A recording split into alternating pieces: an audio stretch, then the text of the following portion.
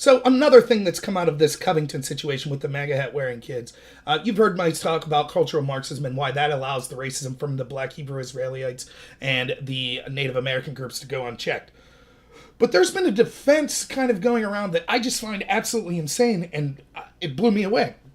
I've heard Ben Shapiro say this, Jean DiMaggio, who's the voice of Bender on Futurama, which is a show I really like.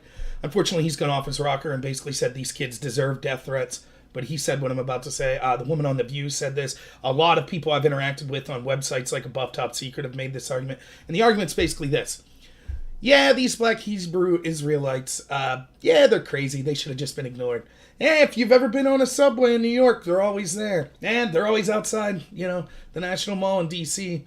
We just learned to ignore them. They're just common sight. Everybody knows they're crazy. You just walk by them. Are you kidding me? So, first off, one, that's used as an excuse for why these kids should be attacked. It's their fault. They should have known that, black racists are just going to be there calling you racial slurs. Don't let it bother you. No big deal, But if a Native American's backing them up, comes up, gets in your face, is going to lie about you to the media to smear you, and defends these racists, saying they were telling you harsh truths you needed to hear, and you smirk, well, then you deserve death threats and to be doxxed. That's a big deal. The smirk's a big deal. But we just have to accept the black supremacists. They're harmless. Just crazy old black supremacists making homophobic slurs to kids. Totally harmless. And people don't get the insanity of this. And you see, no one's talking about that group. They're just brushed off by everyone in the national media. But then the second thing that this shows is, no, wait a minute. Can you imagine, white racists attacking these kids? And people saying, no big deal. Those neo-Nazis, every time you try to get in a subway in New York, they're sitting there yelling at you. At the D.C. Mall, they're always just on you. We know they're just a cult. We just laugh it off. No big deal. The kids should just walk away from these Klansmen or these neo-Nazis. Can you imagine that? If you tried to get in the subway every day in New York, and there were a group of white supremacists there chanting at you, using the Bible to make racial slurs at you, the cops would be called. It'd be a national outrage. People would be talking about how racist the country is, how Trump caused it somehow. But the black supremacists are so common that people that live in these cities are apparently saying, oh yeah, we see them every day, it's no big deal. Where is this narrative coming from that just because you're a racist and you're a certain color, it's okay? Then we treat you like, you're just crazy, no need to deal with. It's fine, you could yell at kids, it's the kids' fault if they react to you, no problem. I just don't get it. Maybe I'm just a country bumpkin. Maybe I need to understand. For some reason, I just interpreted, being racist is bad. And if you're a racist out in public yelling at people, particularly kids, we should say that that's bad.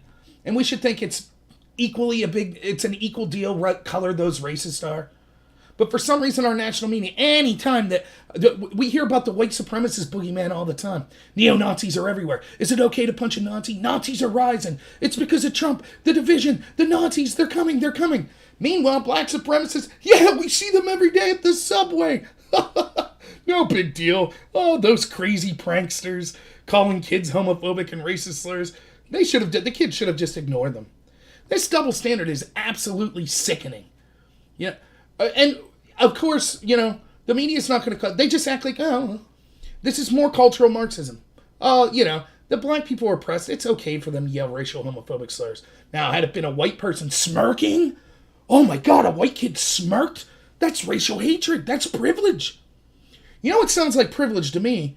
Being able to shout racial and homophobic slurs at someone based merely on your skin color. And then it's considered, it's not that harmful. But if you're the wrong skin color and you do that, then rightfully everyone's outraged. Except it's blown into a national story. So remember that the next time you hear about how horrible neo-Nazis and things are, they're right, those things are horrible. But it's blown out of proportion like they're crawling in every corner. You can't point to them, though, at the bus station every day. You can't point to them outside the National Mall yelling at kids every day. But the black Hebrew Israelites, black supremacist group, sure, they're just a part of everyday life. We see them all the time if you live in these cities. So just remember that when they're trying to talk to you about how white supremacy and how bad it is in this country, not that it's not bad, but how prevalent it is in this country. You don't see them outside the subway every day. Anytime they do something, they're rightfully condemned by the mainstream media and all these people.